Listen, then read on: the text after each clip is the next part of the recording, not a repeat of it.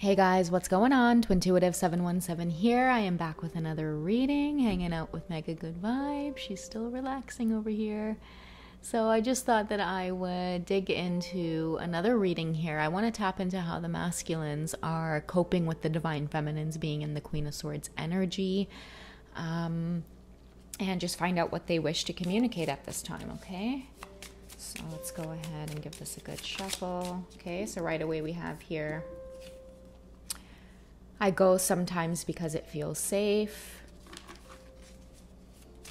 Okay, you're carrying a big sword, divine feminine, so they're running for cover. Okay, you might be very cutting with your words at this time. You might have this attitude of just like, you know what, like I don't care, I've come so far, and you know, if I'm going to let anybody into my energy field or in my energy space, then you know that energy has to come clean, type of thing. Okay, so some more messages from the masculine. Okay, so when I watch you, I admire your ambition. I find myself wanting to be just like you. This could also be like that Queen of Swords energy as well, where many of you are just focused, you know, you're focused on bigger and better things, and you're not inviting anything into your life that could potentially bring on any kind of drama or additional karma for you to tackle, okay? Because I feel like a lot of you are very ambitious right now. Your mind is more focused on, you know, most likely earning pentacles. If many of you are in the feminine position and you're already attracting a lot of pentacles, most likely you're focused on supporting your community with that pentacles. Okay, so a lot of you are, you know, spending a lot of money in businesses in your local area. Many of you might be trying to share your wealth as well. Share it with people in your community, people who are less fortunate. You may be helping out family members. You may be supporting friends in their small businesses.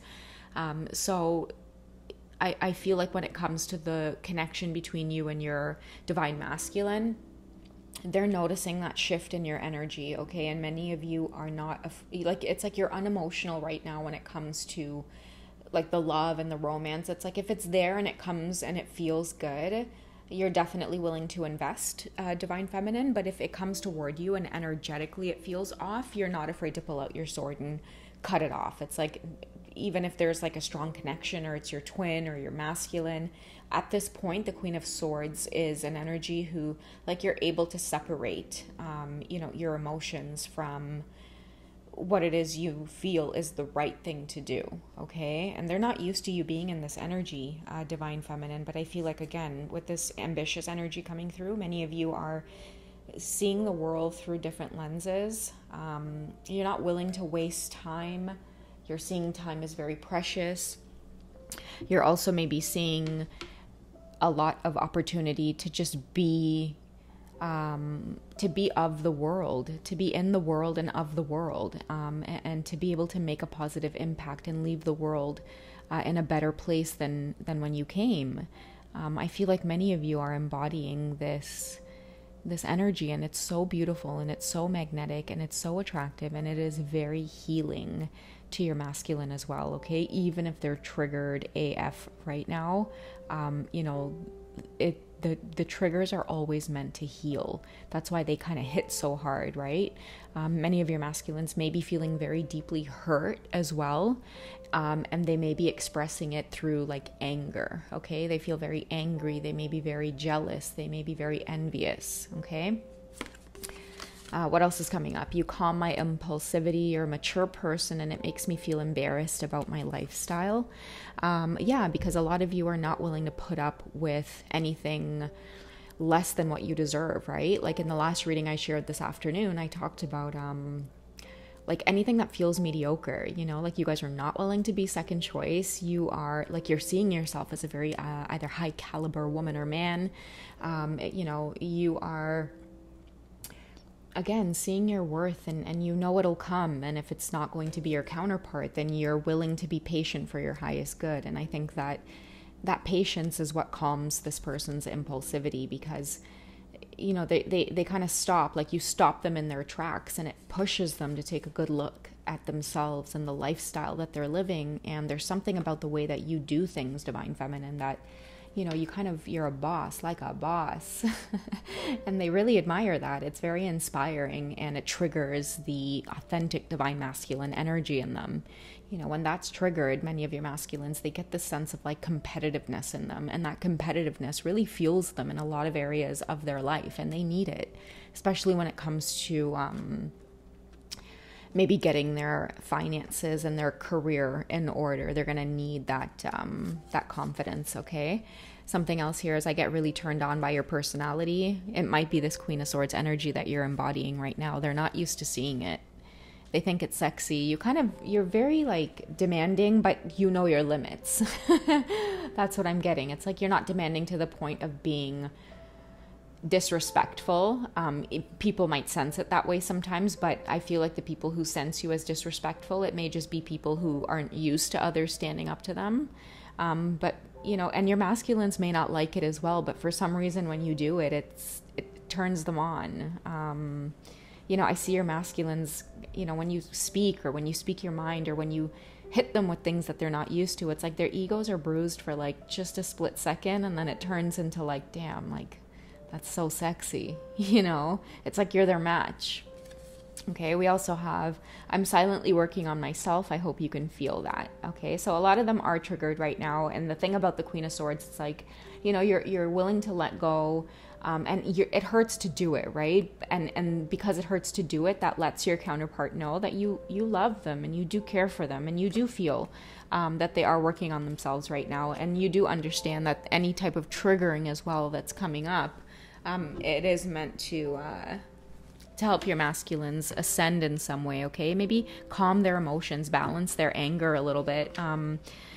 You trigger your masculines in a way where it kind of pushes them to say, wait a second, like I really need self-control a little bit, okay? So that's why they might ghost or feel like they need space from you, okay? Let's find out how they see this feminine. Like, what's on their mind? Are they upset, triggered? Are they in love? Are they turned on? What's going on? Okay, so we have the Strength card. It's a major arcana. It's probably that energy I was talking about where you kind of tell it like it is, and it's very sexy. Okay, we got another one here that I'm not going to show, but let me find my stones here to cover up most of the images. Most of the image. Okay, there we go. Let me just put it off here, because that's the Four of Wands coming through. But let's get through this card first. They see you as very strong, okay? And in the Four of Wands, if you guys pause the video and look up the Four of Wands in the Tarot of Sexual Magic, you could see the position that the feminine is in, even though they're in such an intimate, they're having such an intimate moment, she's still dominating with the position that she's in. And it's almost like he's allowing her to, because he has no other choice at this point. You are his match. This is the energy I'm getting. It's like, to the naked eye, it's like, is she really going to be able to defeat, this beast? It looks like it weighs more than her.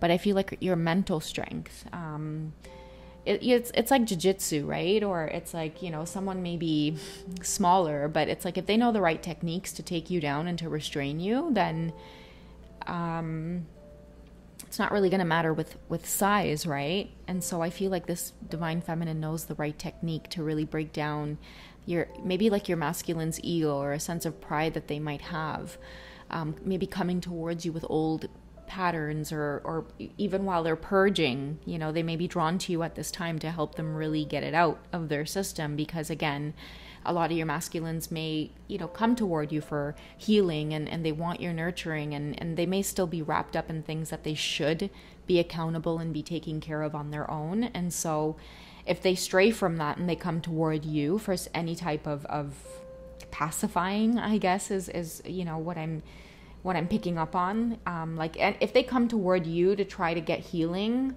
or to maybe cipher your energy somehow, and they should be responsible and accountable for doing it on their own. What I'm getting is, instead of getting that healing energy from you or being able to decipher your energy, the universe steps in and turns you into the Queen of Swords, so that boom, you deliver that karma that they were trying to run from. It's like now they got double the healing to do, right?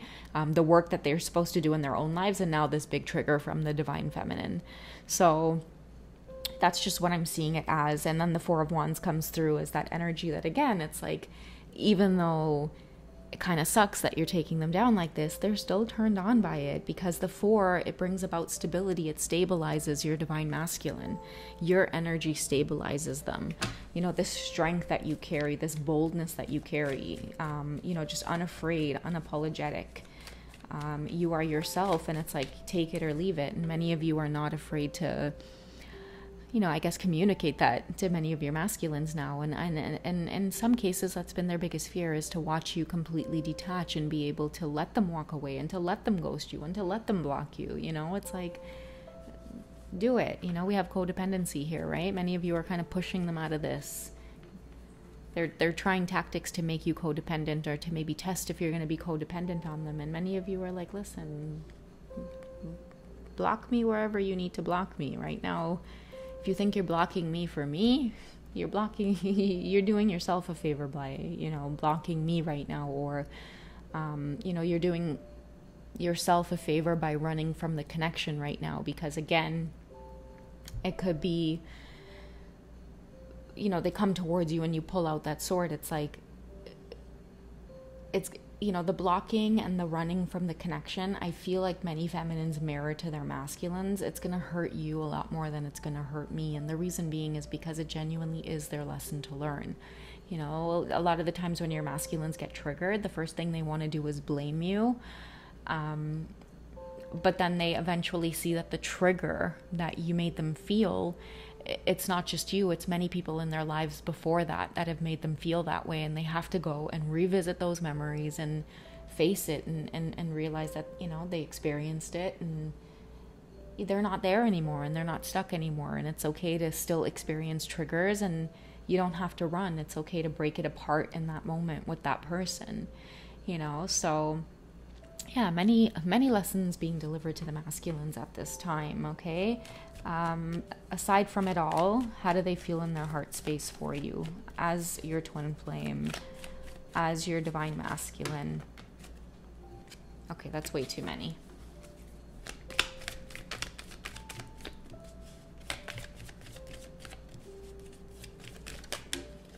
There we go. Okay, so we have separation. Okay, so time apart from your partner is on the horizon. They know that it's best right now. I feel like the separation may have been caused by either of you, but your counterpart, whoever is maybe doing the running, I feel that they're realizing that, you know, it's the best thing for them right now. Like, they're not going to be able to, you know, come towards you in the same way that they're used to. And if they are, then it is triggering some type of separation. If they're not ready and they're coming toward the divine feminine is like finished with old cycles, right? Many of you are not willing to let your counterpart in, because a lot of you have done a fair share of your healing. And so when you're committed to the path and you do the healing, when your counterpart comes back, you're able to read their energy, and you're able to read their situation and navigate their energy a lot more calmly than you did before. You know, it's like the high priestess, right? It's like nothing gets past you. You know, it's like you can outsmart them in a sense. So that's what happens when you consistently do the shadow work. It's like you consistently purge yourself of you know, the negative emotions, and you face the rejection, and you face the abandonment, and you wait for things, you patiently wait for things to align instead of forcing it. When your person comes back, if they haven't been doing that, you're able to like see right through it, or to feel it a lot more energetically. And then on top of that, you're able to have the strength to discern, to do the right thing for you and your twin flame in that moment, even if it means cutting off communication or distancing yourself.